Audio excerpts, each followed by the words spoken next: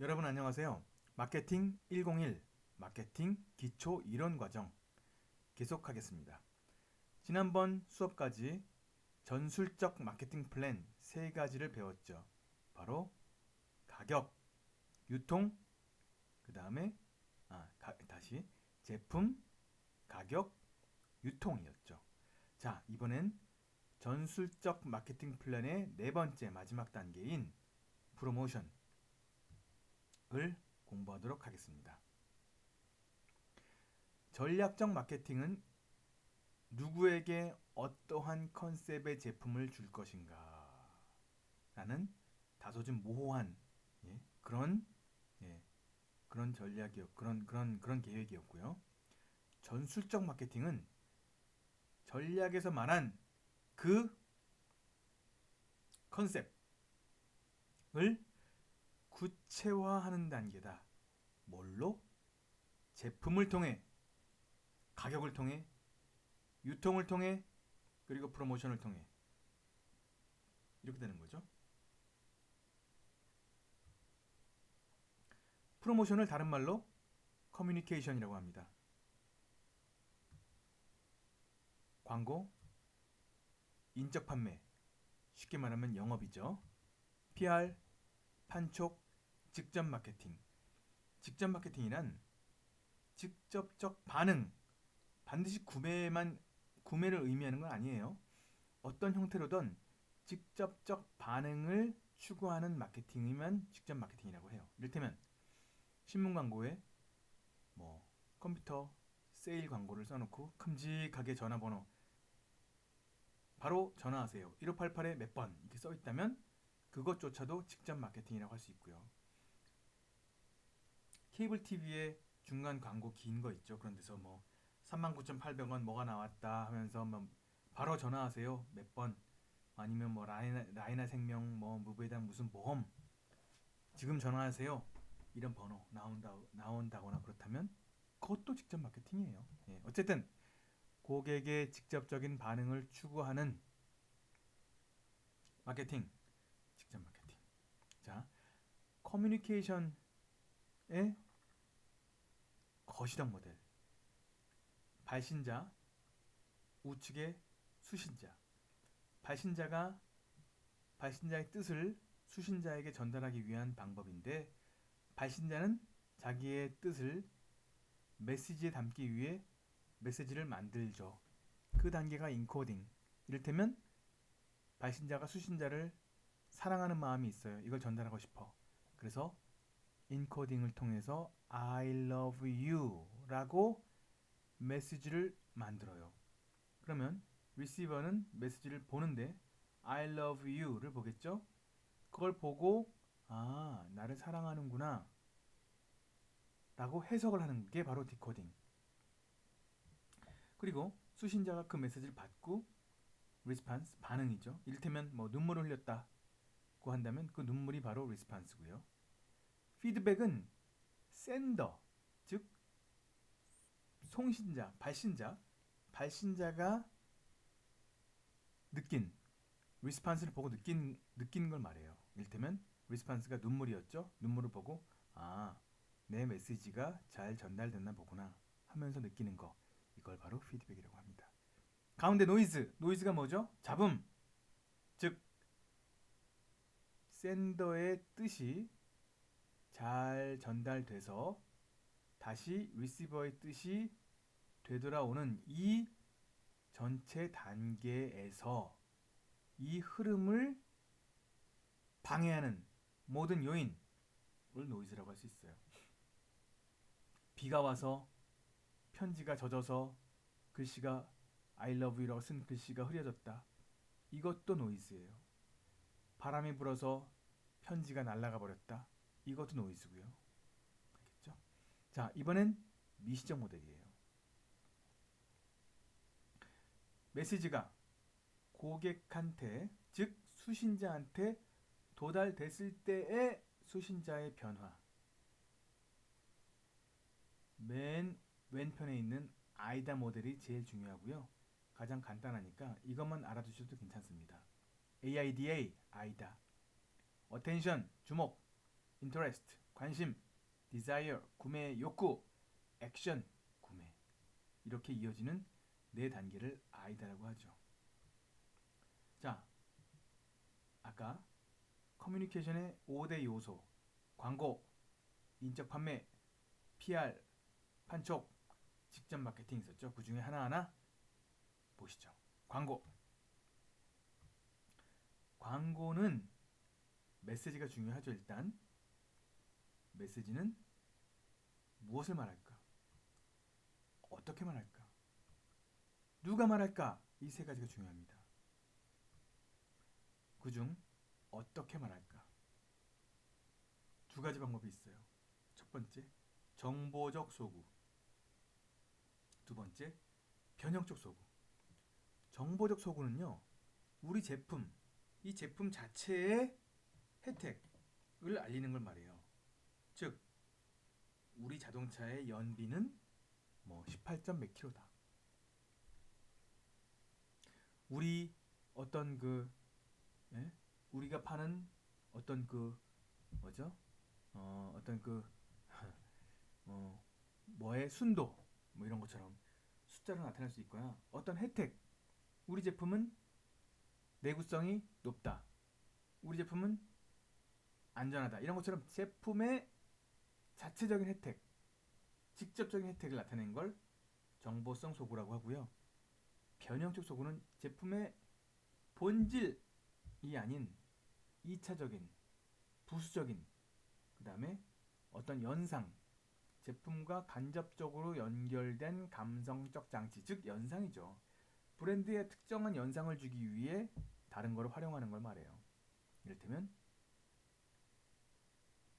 맥주 광고. 밤 11시쯤 되면 맥주 광고 많이 하죠. TV에서.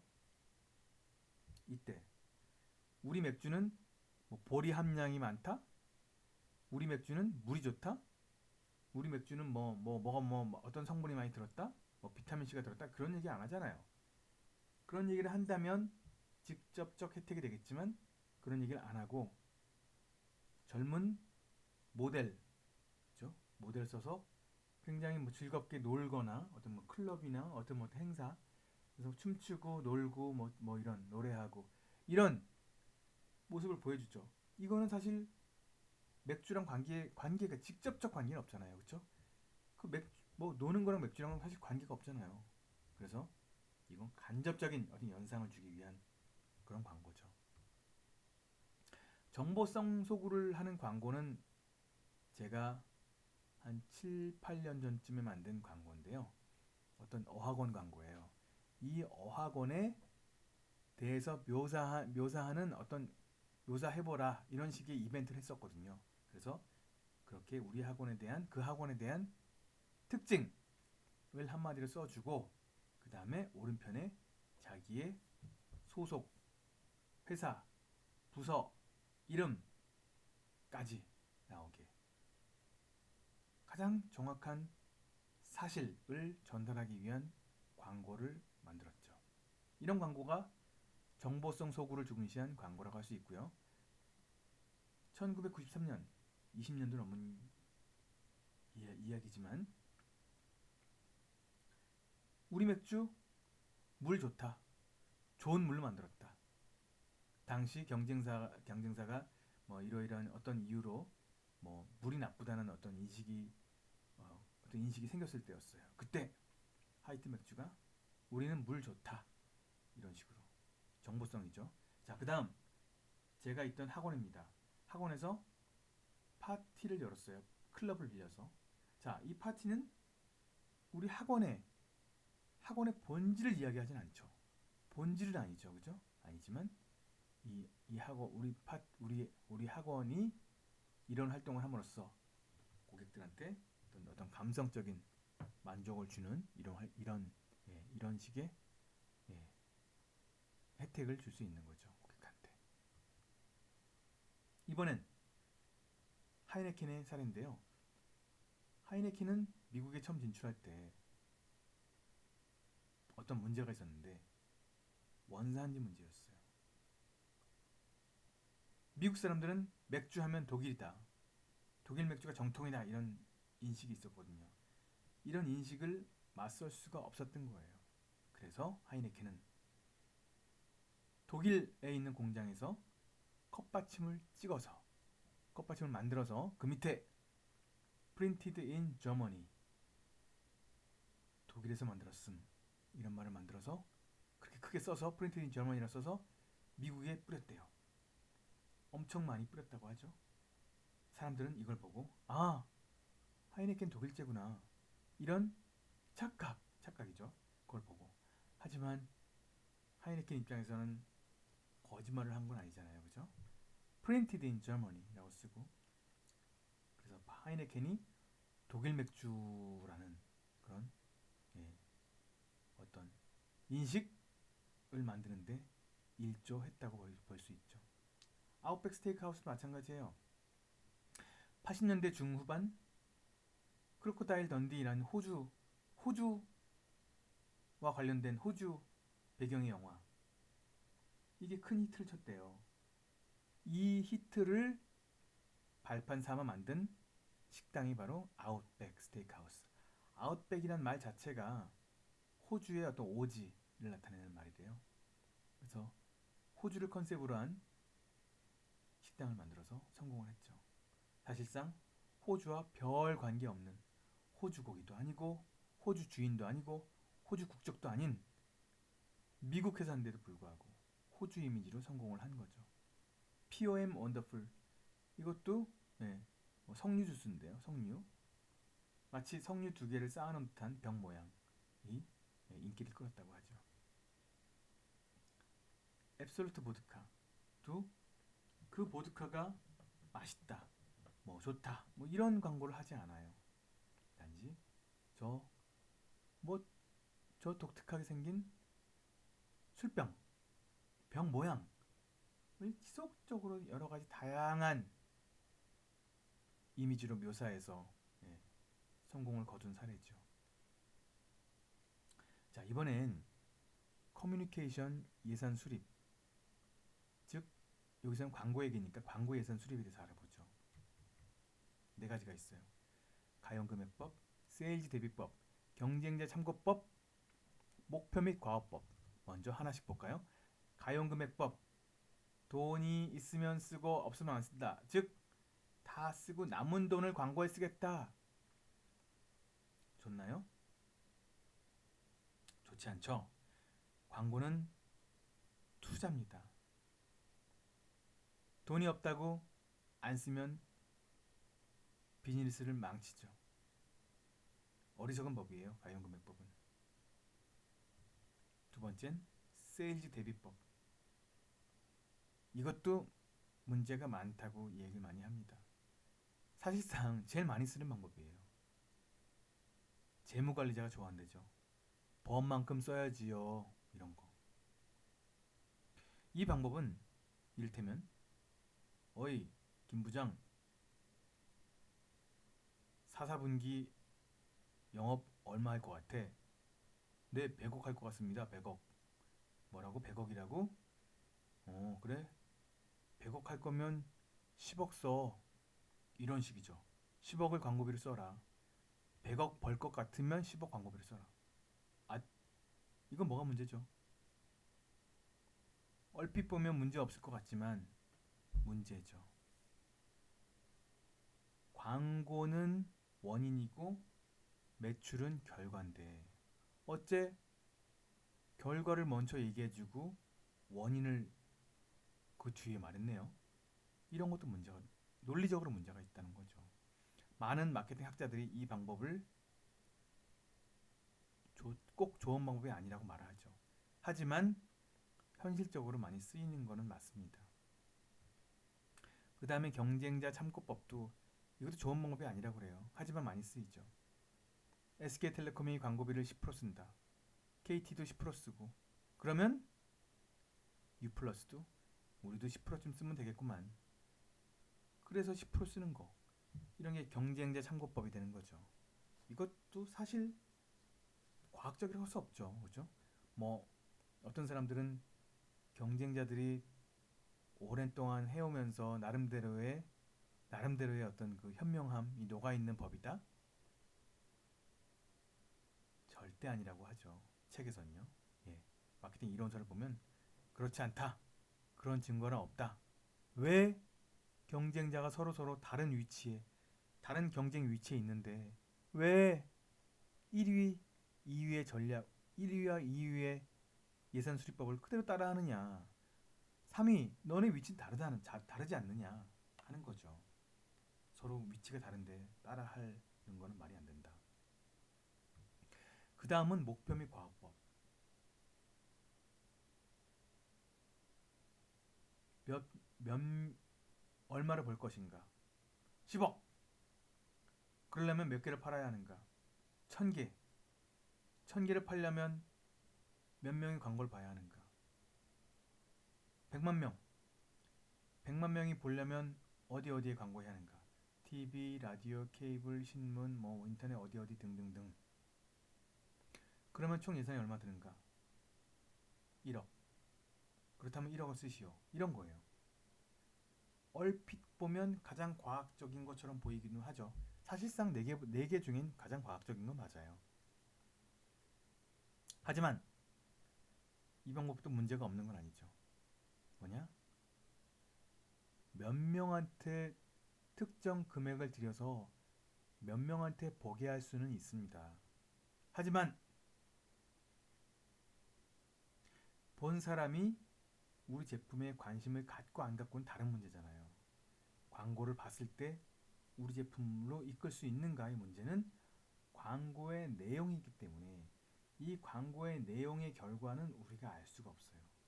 같은 100만 명이 봤다고 해서도요. 광고가 좋으면 뭐 10만 명이 반응할 수 있고 광고가 정말 나쁘다면 10만 명은커녕 10,000명도 반응하지 못할 수 있거든요. 그래서 광고에 대해서는 몇 명이 보느냐에 대해서는 목표 및 과업법이 알려줄 수 있지만 본 사람들이 실제로 액션을 할 것이냐의 문제는 다른 문제이기 때문에 이게 어느 정도 문제가 될 수 있지 않느냐 하는 생각이에요. 자, 매체 선택. 매체에 대한 용어 좀 알아보죠. 도달률, 빈도, 그 다음에 이 두 개가 가장 중요해요. 도달률, 빈도. 도달률은 몇 명이 받느냐, 빈도는 몇 번을 받느냐, 즉 반복 횟수죠. 그래서 도달률과 빈도를 곱하면 이게 총 광고량처럼 돼요. 총 광고량. 자, R은 몇 명이 보았냐, F는 몇 번 보았냐가 문제이기 때문에 저 두 개를 곱하면 총량이 되고요. 자, 총량이 똑같은 10이라고 해도요. 2명이 5번 본 것도 10이고요. 5명이 2번 본 것도 10이죠. 그래서 R과 F는 그 구성에 따라 그러니까 2, 5, 10이고 5, 2, 10이니까요. GRP는 똑같은데 광고비는 똑같은데 R하고 F는 조정할 수 있다는 거예요. 어떤 상황에서는 R을 더 중시할 수 있고요. 어떤 상황에서는 F를 더 중시할 수 있죠. 이거에 대해서는 마케팅을 좀 더 공부하면서 아시게 될 겁니다.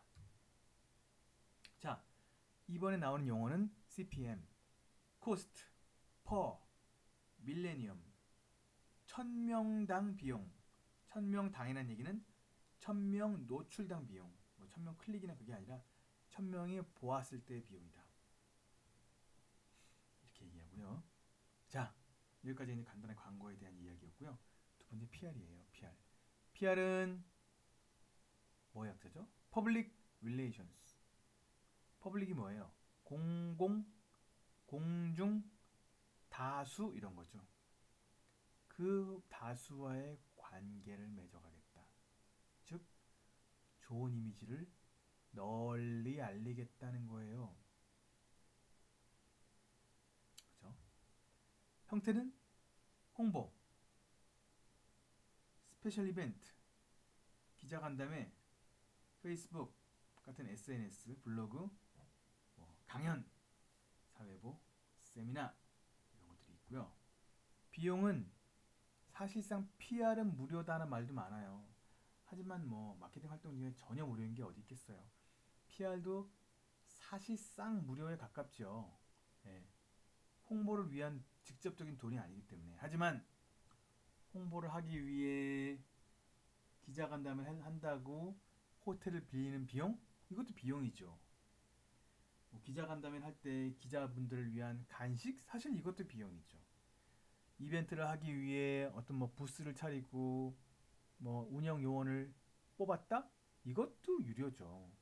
사실상 유료지만 간접적 유료이기 때문에 무료로 말하는 사람도 있죠. 어쨌든 간접적 유료란 말이 그런 말이고요. PR의 장점은 신뢰성이에요. 내가 내 자랑하는 게 아니고 남이 내 얘기하는 거니까 좀 낫죠, 그죠? 하지만 내가 내 이야기를 돈 줘서 하는 게 아니라 남이 내 이야기를 그 남의 입맛대로 쓰기 때문에 통제가 안 되는 단점이 있어요. 그죠? 그래서 솔직히 기자와 좋은 관계를 맺을 수는 있지만 기자가 어떤 기사를 쓰느냐까지 회사가 통제할 수는 없거든요. 그죠? 과거에 제가 일했던 회사에서의 PR 활동 간단하게 알려드리면 이런 게 기자 간담회죠. 기자 초청해서 간단한 발표를 하면 그냥 보도자료보다도 더 좋은 효과가 나죠.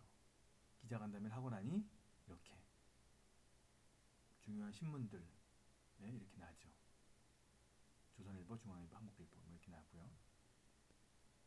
신문에 나죠. 자, 아까 보여드렸던 행사도 언론 홍보가 가능하죠. 이렇게.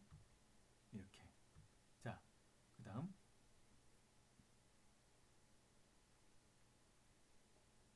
설문조사. 연봉과 영어 실력과의 관계는 어떨까? 분명히 차이가 있을 거라는 가설을 제가 세웠어요. 가설을 세우고 검증하기 위해 조사를 했죠.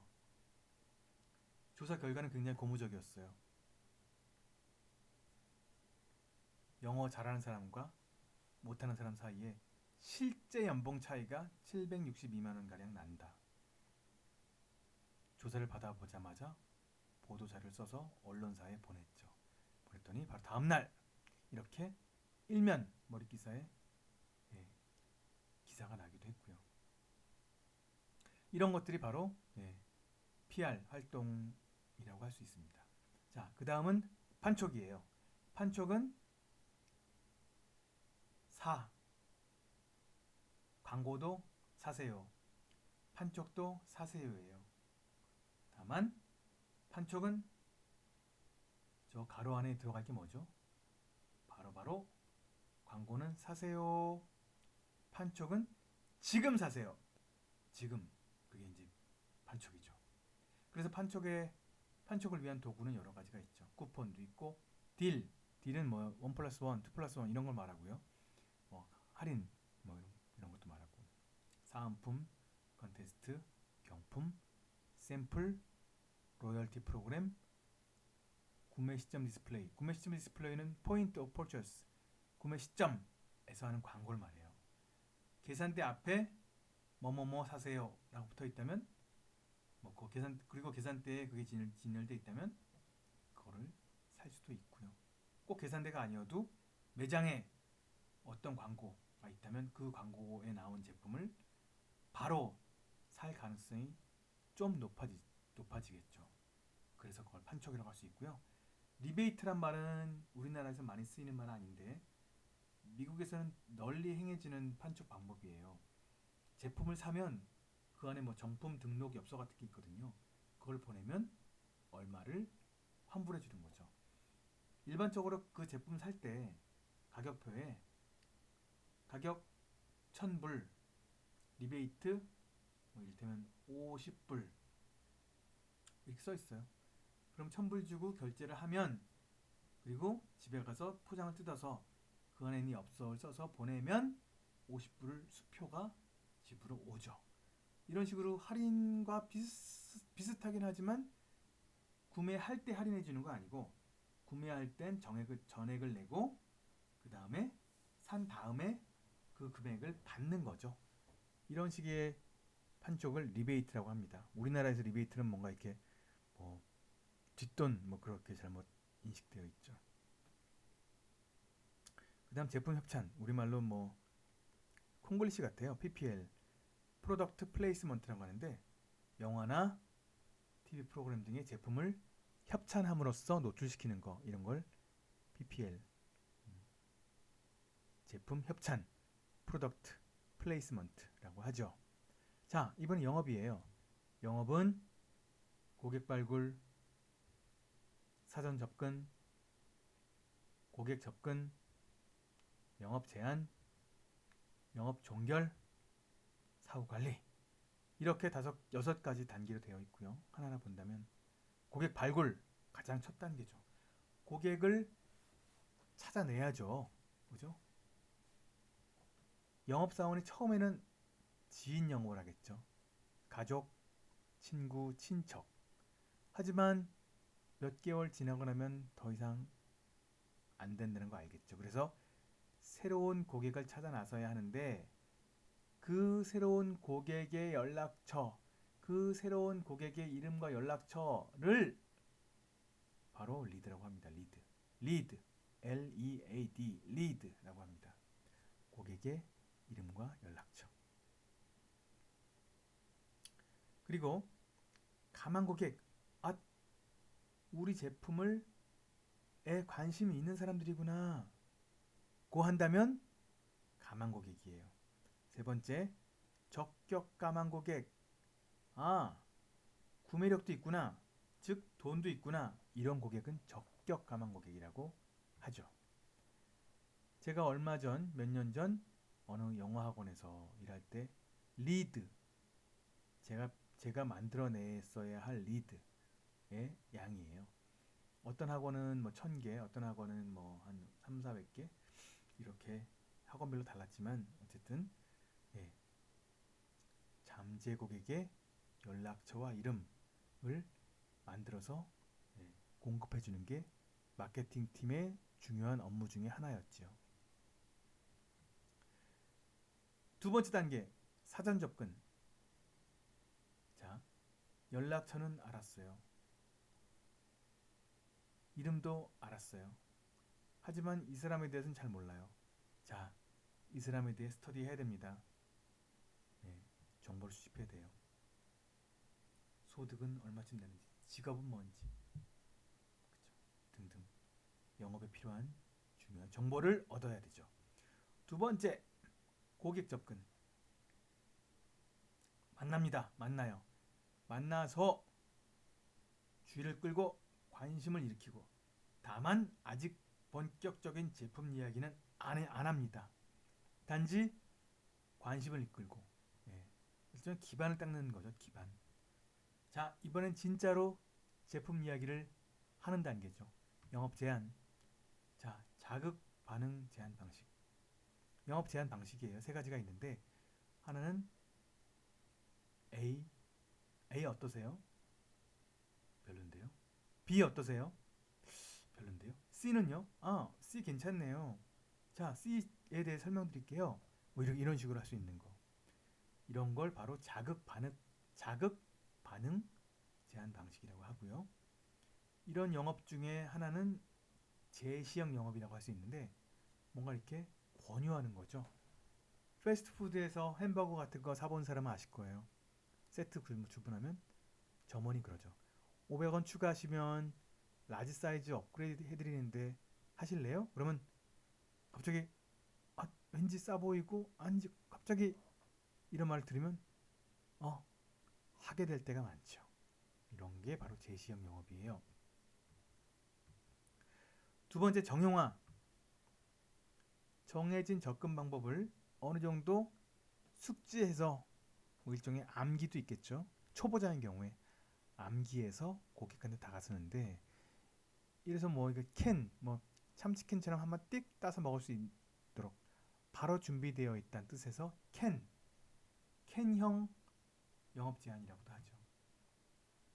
하지만 외워서 하는 거기 때문에 융통성과 순발력엔 차이, 어느 정도 한계가 있어요. 그죠?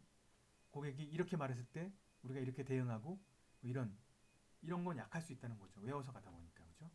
다만 초보자들한텐 굉장히 유리한 그런 방식이 됩니다. 자, 두 번째는 두 번째가 아니죠. 세 번째는 욕구 만족 제한 방식이에요.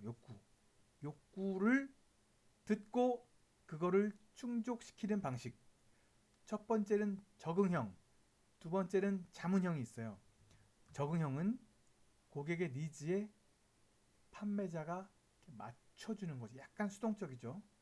고객이 이걸 원하면 이렇게, 고객이 저걸 원하면 저렇게 나의 제공물을, 나의 제안을 조금씩 변경해 나갈 수 있는 거. 이게 바로 적응형 영업이고요. 자문형은 고객의 니즈에서 출발하긴 하지만 고객의 니즈에 따라 내가 나를 막 바꾸는 게 아니라 고객이 이런 문제를 진단했다면 이런 문제에는 이런 솔루션이 필요합니다 하면서 예, 뭔가 나의 전문성에 따라서 이야기를 해주는 거죠. 위에 있는 적응형 영업은 약간 그 전문가라기보다는 고객에 맞추어 주려는 게 강하고요. 자문형은 변호사, 변리사, 의사 또는 뭐 어떤 유능한 엔지니어처럼 전문가 입장이 되는 거예요. 전문가 입장이 돼서 고객 이런 문제가 있으시군요. 이럴 땐 이렇게 하셔야죠. 이렇게 하는 거죠. 이 두 가지가 욕구 만족 제한 방식 영업이고요. 자, 영업 제한할 때는 이건 필연적으로 반대 의견이 나올 수 있습니다. 그죠? 반대 의견이 아주 없는 그런 영업이라면 굳이 설득이란 게 필요 없겠죠. 그죠? 설득이란 말 자체가 반대 의견을 어느 정도 무마시킨다. 이런 설득이라는 게 그런 거잖아요. 그죠? 그러니까 영업이 더 필요한 거기도 하고요. 어쨌든 반대 의견 처리도 프리젠테이션, 즉 영업 제안 단계에서 잘 해야 할 그런 주제입니다. 영업을 아무리 잘하면 뭐합니까? 영업을 아무리 잘하고 발표를 아무리 잘하고 고객 감동을 시켜도 마지막에 계약으로 이끌지 못하면, 물건을 팔지 못하면 아무 소용이 없어요. 영업 종결 가장 중요하죠. 첫째, 시용 종결. 시용 종결은 아직 결정하지 않았어요. 않았지만 자꾸 결정 쪽으로 고객을 데리고 오는 거예요. 고객을 자꾸 결정 쪽으로 이끌어내는 거예요. 결정으로 향하는 길으로 자꾸 데리고 오는 거죠. 그래서 구매 의사결정을 촉진하는 질문을 제시하는 거죠. 아직 결정하지 않았는데도 불구하고 구매의 마지막 단계인 색깔은 뭘로 하시겠어요? 이런 식으로 해서 뭔가 구매 쪽으로 이끄는 거죠. 뭐 입어보세요. 자, 자동차라면 한 바퀴 돌고 오실래요? 키 드릴 테니까. 시승을 한다든지 이런 식으로 자꾸 구매 쪽으로 고객을 이끌어내는 방식을 시용 종결이라고 그러고요. 두 번째, 가상. 이거는 한술 더 떠요. 샀다고 가정하는 거예요. 사는 쪽으로 구매 의사 결정 쪽으로 고객을 미는 게 아니라 샀다고 아예 생각하는 거예요. 구매했다고 생각하고. 이를테면 자, 배달 어떻게 드릴까요? 이런 거죠. 아직 사지도 않았는데 배달 어떻게 드릴까? 이러면 이것도 마치 고객을 구매 쪽으로 땡길 수 있는 그런 역할을 하죠. 세 번째는 긴급 종결이에요. 긴급 종결은 오늘 세일 끝납니다. 오늘 사세요. 내일은 없어요. 이런 거예요. 할인 기간 오늘까지입니다. 오늘 6시까지 입금해 주시면요 20% 할인이고요. 그 이후엔 없습니다. 이런 식이죠. 근데 이것도 사실은 가장 많이 쓰죠. 영업사원들 많이 쓰는 방법이긴 한데 다음날 할인해 줄 거면서도 이런 말을 하죠. 그래서 이런 거는 사실은 약간 다음날도 할인이면서 마치 오늘 끝나는 것처럼 영업할 때 이런 거 활용한다는 건 사실은 약간 비윤리적인 문제도 갖고 있다. 이렇게 책에서 말합니다. 후속 조치, 영업의 마지막 단계. 자, 물건 계약했어요. 팔았다고요. 팔았는데 그 뒤를 잘 해줘야 돼요. 이 뒤를 못하면 고객이 변심할 수가 있습니다. 자, 배송은 잘 되었는지, 불편한 사항은 없었는지, 뭐 이렇게 우리말로 해피콜 이런 말 쓰기도 하죠. 후속 조치에서 중요한 것 중에 하나가 또 인지 부조화를 감소시키는 노력이에요. 일반적으로 영업 사원이 개입한다는 얘기는 설득이 필요하다는 이야기고요. 설득이 필요하다는 얘기는 고객의 기초적인 첫 생각과 구매를 이끌기 위해 어느 정도의 새로운 생각으로 영업사원이 이끌게 되거든요. 그 얘기는 예, 일종의 갭. 처음에는 이걸 살 생각이 없었어. 하지만 영업사원이 설득해서 이 물건을 샀다는 얘기는 첫 생각과 어느 정도 차이가 있을 수밖에 없기 때문에 사고 나서 후회를 할 수 있어요.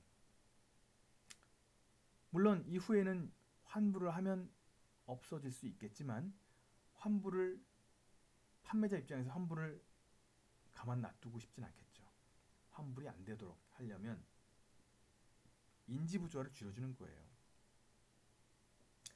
특히 고가품인 경우에는 물건을 구입하고 후회를 하게 되는 경우가 있는데 이때 영업사원이 후회하지 않도록 구매자를 강화시키는 거죠. 이번에 산 제품 굉장히 훌륭한 탁월한 선택을 하신 거다. 이 제품 덕분에 당신은 이러이러한 큰 혜택을 얻으실 것이다. 그러니까 이 제품 산 거는 굉장히 잘하신 거다. 이런 식의 이야기를 해주죠. 이런 거를 강화라고 하죠. 인지 부조화를 줄이는 일이기도 하죠. 자, 지금까지 배운 거 리뷰해보죠. R 분석, STP 전략적 마케팅 플랜, MM 전술적 마케팅 플랜, MM까지 한 것입니다. 즉 제품, 가격, 유통, 프로모션까지 공부를 했고요. 두 개 남았네요. I와 C. I는 implementation, 실행, C는 control, 평가 이렇게 되죠. 실행과 평가입니다. 실행은 마케팅 플랜에 나온 목표를 실행하기 위해서 마케팅 플랜에 적힌 계획대로 실행에 옮긴다. 이게 실행이에요. 자, 평가는 계획한 대로 성과를 냈는가? 무슨 일이 일어났나? 왜 그 일이 일어났나? 그 일과 관련돼 무엇을 해야 하는가? 이 세 가지에 대해서 질문을 해보는 거죠. 그래서 세 번째. 그래서 우리는 이 실행 결과를 보고 우리는 어떤 수정을 해야 하는가? 이런 것까지 하는 거죠. 그게 바로 평가 단계입니다. 자, 그래서 R 분석, STP 전략적 마케팅 플랜, MM 전술적 마케팅 플랜, I 실행, C 평가까지 전체 마케팅 프로세스를 쭉 살펴보았습니다. 마케팅은 훨씬 더 방대하죠.